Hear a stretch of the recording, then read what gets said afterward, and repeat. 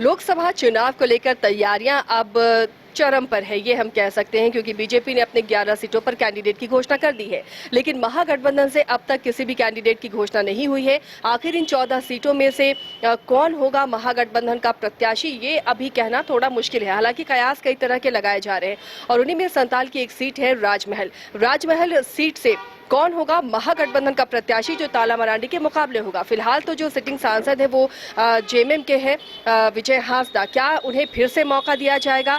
क्या इतनी आसान होगी इस बार विजय हांसदा के लिए भी, अगर उन्हें टिकट मिलता है तो ये सीट निकालना, या फिर यूं कहें कि जेएमएम या महागठबंधन के लिए ये सीट निकालना? क्योंकि लगातार जो लोबिन हेम्ब्रम एक बड़ा चेहरा है संताल की और वो सरकार से नाराज चल रहे हैं, तो क्या लोबिन हेम्ब्रम इस बार राजमहल सीट पर खेल बिगाड़ सकते हैं? इस वक्त हमारे साथ राजमहल लोकसभा सीट से ही पाकुड़ को देखते हैं हमारे सहयोगी संजय हमारे साथ जुड़े हुए हैं। संजय से देखिए जानने की कोशिश करेंगे। संजय, लगातार आप फील्ड में रहते हैं, पाकुड़ को आप कवर करते हैं, हालांकि वो भी राजमहल लोकसभा सीट के अंदर आता है। ऐसे में इस बार का मुकाबला, जब ताला मरांडी को बीजेपी ने मौका दिया है, तो कितना दिलचस्प दिख रहा है अगर महागठबंधन से मान लें कि विजय हांसदा ही उम्मीदवार होंगे तब? जी देखिए, सबसे बड़ी बात है कि भाजपा ने अभी तक जो है अपना उम्मीदवार की घोषणा कर दी है, वो ताला मरांडी वहाँ से चुनाव लड़ेंगे। लेकिन महागठबंधन अभी तक घोषणा नहीं किया है। हालांकि ये कयास लगा जा रहा है कि 2 बार से जो सांसद रहे विजय हांसदा, उन्हें ही इस बार फिर से जो है चुनाव में उतारा जाएगा। लेकिन जो है बीजेपी इस बार जो है, बीजेपी का दावा है कि इस बार उस सीट को जो है निकालेंगे, क्योंकि 2014 में वहाँ से जेएमएम से ही जो है विजय हांसदा वो करीब 41,000 वोटों से जीत दर्ज की थी। उसके बाद 2019 की बात करें तो 2019 में फिर जेएमएम से विजय हांसदा ही लगभग 99,000 वोटों से जीत दर्ज की थी। अगर इसी आंकड़ा का बात करें तो लगातार जो 2014 से लेकर 2019 का जो आंकड़ा है, जीत का जो अंतर है, वो विजय हांसदा की तरफ ज़्यादा झुकाव था। अब इस बार जो लोकसभा चुनाव होंगे, इस बार जो है जेएमएम और की तरफ से जो दावा किए जा रहे हैं कि इस बार भी हम लोग जो है जीत कर हैट्रिक लगाएंगे।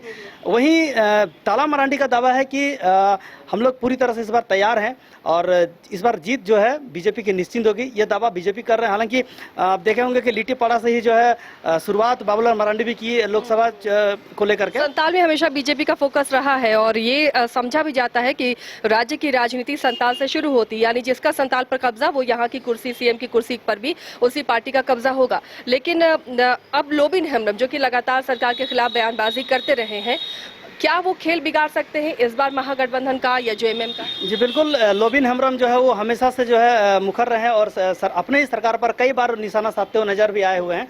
इस बार उनका साफ तौर पर ये भी कहना है कि इस बार जो है कहीं ना कहीं वो खेल बिगाड़ सकते हैं, क्योंकि नाराज चल रहे हैं। और जिस तरह से देखे होंगे कि बरहेड़ से जो है वो अपने एक रैली निकाले थे, जस्ट उसके विरोध में फिर जो है जेएमएम कार्यकर्ता लोग भी रैलियां निकाली थी और उनका लोबिन हेम्ब्रम का विरोध भी किया था। तो कहीं ना कहीं देखा जा सकता है एक तरफ जेएमएम का कार्यकर्ता विरोध प्रदर्शन कर रहे हैं, वहीं जेएमएम के ही विधायक लोबिन हेम्ब्रम है, ये खुद अपना पार्टी का ही विरोध करते नजर आ रहे हैं। तो माना जा सकता है कि आने वाला चुनाव में कुछ भी हो सकता है, संभावना कुछ भी हो सकता है। यहाँ से कह पाना मुश्किल है कि इस बार का जो है राजमहल लोकसभा सीट कौन जीतेंगे। हालांकि इस बार जो वोटों का आंकड़ा है वो राजमहल लोकसभा में करीब 1 लाख वोट जो है नया वोटर इस बार आया। ये यूथ वोटर हैं जो इस बार 18 साल बाद, यूथ वोटर के साथ साथ किन्हीं का नाम जो है छूटा हुआ था, वो सारे संशोधन करके करीब 1 लाख वोट जो है बढ़ा हुआ। ये भी वोटर जो है निर्णायक होंगे कि ये वोटर किसके पाला में जाएंगे, ये वोटर किसके तरफ जाएंगे, ये देखना वाकई दिलचस्प होगा। लेकिन आरक्षित ये सीट है और आदिवासी बहुल ये इलाका है, तो ऐसे में जो ओबीसी या बाकी वर्ग के जो वोट है वो वोट बैंक कितना महत्वपूर्ण रखते हैं? यहाँ भूमिका है, अहम भूमिका अगर देखा जाए तो यहाँ पे एसटी जो वोटर है वो वहाँ पे सबसे ज़्यादा है, करीब 60% के आसपास एसटी वोटर हैं। उनके बाद सेकंड में अगर हम देखा जाए तो अल्पसंख्यक का जो वोटर है वो वहाँ पे काफ़ी निर्णायक होंगे। बाकी जो एससी वोटर है, ओबीसी वोटर हैं।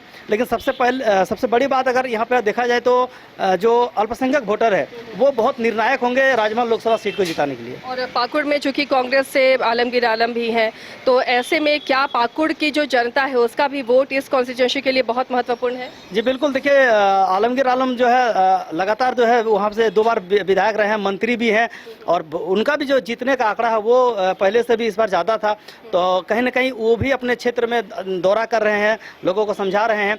तो अल्पसंख्यक वोटर जो है वो निश्चित तौर पर इस लोकसभा क्षेत्र में निर्णायक होगा। साथ ही साथ अगर बीजेपी की तरफ अगर कह सकते हैं थोड़ा, तो ये जो लोबिन हेम्ब्रम है वो कितना क्या कर सकते हैं, ये आने वाला वक्त ही बता पाएगा। चलिए, शुक्रिया संजय। तो पाकुड़ से हमारे सहयोगी संजय जो पाकुड़ में कवरेज करते रहते हैं हमारे चैनल के लिए, तो आकलन इन्होंने किया है और जो तस्वीरें फिलहाल सामने हैं कि पाकुड़ से तो महागठबंधन को वोटों की दिक्कत नहीं होगी क्योंकि अल्पसंख्यक समुदाय वहां पर निर्णायक भूमिका में है, लेकिन बाकी जो इलाके हैं जो राजमहल सीट के अंदर आते हैं वो आदिवासी बहुल इलाके हैं। ऐसे में काफी दिलचस्प मुकाबला हो सकता है। महागठबंधन ने अपने प्रत्याशी तय नहीं किए हैं, लेकिन माना जा रहा है कि अभी एक ही लोकसभा की सीट फिलहाल महागठबंधन के पास है गीता कोड़ा के जाने के बाद, वो है विजय हांसदा की राजमहल वाली सीट।